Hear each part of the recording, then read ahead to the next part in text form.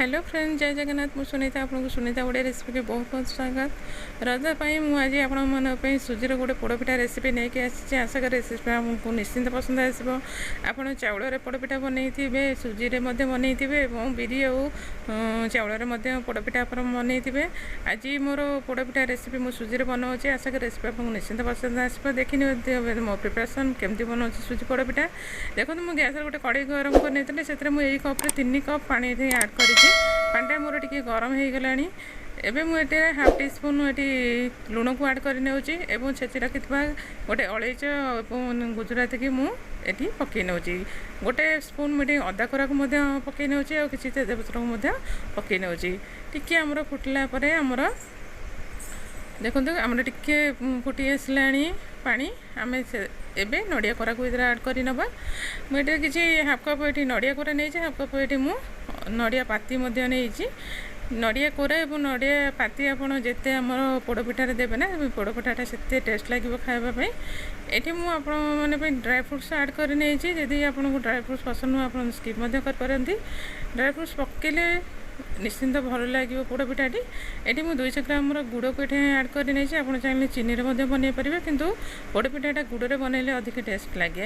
ये मुझे 100 ग्राम ये नहीं छेना छेना निहाती पकेबे पिठार टेस्टा बहुत भल आसो देख नि यही टाइप ही आपड़ करनी जदि मो रेसिपी आपको भल लगे तो मो वीडियो को निश्चिंत लाइक करूँ कमेंट करूँ चैनल को सब्सक्राइब करूँ पाखे बेल आइकन दबाई दिखाँ जहाँफल मो आग वीडियो नोटिफिकेशन आप सहजरे पाइपर गुड़टी मेल्ट है पर्यंत मुझे हाई फ्लेम पूरा पानी टी गरम कर पूरा सब जिन भल भाव टी फुटे नौ गुड़ाटी भल भाव मेल्ट हो गलानी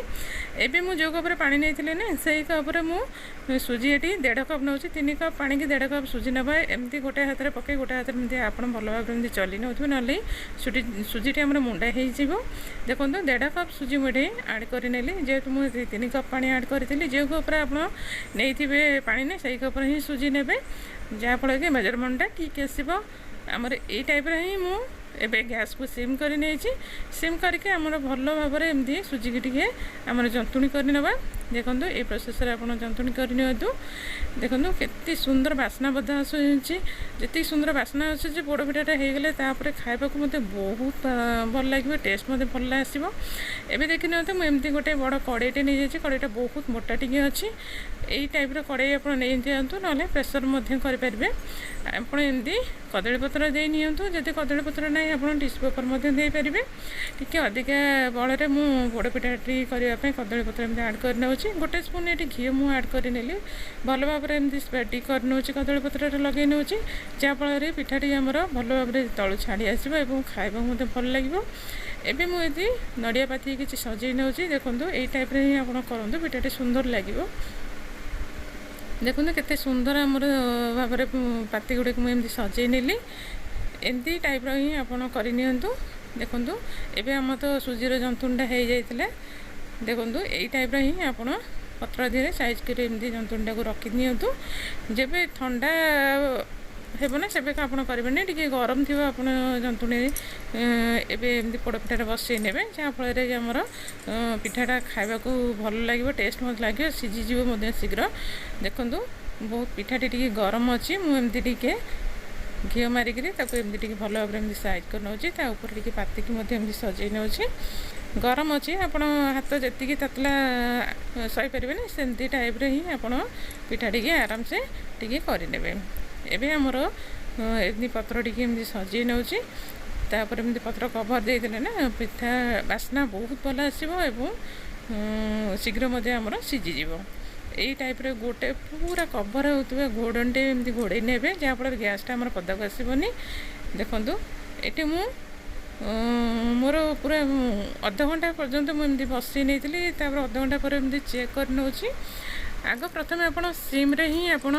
एमती कड़े बसई ने हाई फ्लेम जमा करेंगे तले पोड़ ये मुझे चेक कर चेक कलापर आमर पिठाटी हो नाला मुझे आहरी अध घंटा पर एमती बसई नहीं देखो पिठाटी ए परफेक्ट भाव में पूरा भल भाव हो छुरी किसी लगिक आसुनी एवं आमर संपूर्ण भाव में पिठाटी आमर हो देखो कड़े के सुंदर भाव में पोड़पिठा आमर प्रस्तुत हो गला पिठाटी करने मत गोटे गोटे समय लगी आप कम समय लगे अधिक समय लगे देखो केते सुंदर एवं ଭାବରେ ମୁଁ ଛଡ଼େଇ ନେଉଛି। ଆପଣ ଏମିତି ଭଲ ଭାବରେ ଛଡ଼େଇ ନେବେ, ନହେଲେ ଭାଙ୍ଗିଯିବ। ସୁଜି ପିଠାଟି ନରମ ଥିବ, ଟିକେ ଥଣ୍ଡା ହେଲା ପରେ ଆପଣ ବାହାର କରିନେବେ। ମୋର ପିଠାଟି ଥଣ୍ଡା ହେଇଯାଇଥିଲା, ମୁଁ ତାକୁ ଏମିତି ଆଉ ଗୋଟେ ପ୍ଲେଟ୍କୁ ଏମିତି ବାହାର କରି ନେଉଛି। ଦେଖନ୍ତୁ କେତେ ସୁନ୍ଦର ଦେଖାଯାଉଛି। ଦେଖିବେ ଆମର କେମିତି ପୋଡ଼ପିଠାଟି ହେଇଛି। ଦେଖନ୍ତୁ ଆମର ପିଠାଟି ବହୁତ ଭଲ ଭାବରେ ପୋଡ଼ିଯାଇଛି, ଯେମିତି ଚୁଲିରେ ପୋଡ଼ପିଠା ପୋଡ଼ା ହୁଏ ନା, ସେଇ ଟାଇପ୍ରେ ହିଁ ଆମର ପିଠା ପୁରା ପୋଡ଼ିଯାଇଛି ଭଲ ଭାବରେ। କେତେ ସୁନ୍ଦର ଦେଖାଯାଉଛି, ପୁରା ପୋଡ଼ପିଠା ପରିକା ପୁରା ଦେଖାଯାଉଛି। ଚୁଲିରେ ପୋଡ଼ା ହେଇଥିବା ପୋଡ଼ପିଠା ପରିକା ଏମିତି ଦେଖାଯାଉଛି। ମୁଁ ଆପଣଙ୍କୁ କାଟିକି ଦେଖାଉଛି କେମିତି ହେଇଛି। ଦେଖନ୍ତୁ କେତେ ସୁନ୍ଦର ଭାବରେ ହେଇଛି। ଦେଖନ୍ତୁ ପୁରା ଚାଉଳ ପୋଡ଼ପିଠା ପରିକା ଦେଖାଯାଉଛି। ଏଇ ଟାଇପ୍ର ହିଁ ପୋଡ଼ପିଠା ବନେଇକି ଆପଣ ଖାଆନ୍ତୁ, ଆପଣଙ୍କୁ ନିଶ୍ଚିନ୍ତ ଭଲ ଲାଗିବ। ଏମିତିକା ସୁଜି ପୋଡ଼ପିଠା ରେସିପି ଆପଣ ରଜରେ ବନେଇକରି ଏନ୍ଜୟ କରନ୍ତୁ। କେମିତି ଲାଗିଲା ମୋ ସୁଜି ପୋଡ଼ପିଠା ରେସିପି ନିଶ୍ଚିନ୍ତ କମେଣ୍ଟରେ ଜଣାନ୍ତୁ ଏବଂ ଚ୍ୟାନେଲକୁ ସବସ୍କ୍ରାଇବ୍ ମଧ୍ୟ କରନ୍ତୁ। Thank you for watching. ଦେଖା ହେବା ଗୋଟେ ନୂଆ ଭିଡ଼ିଓରେ। Bye bye.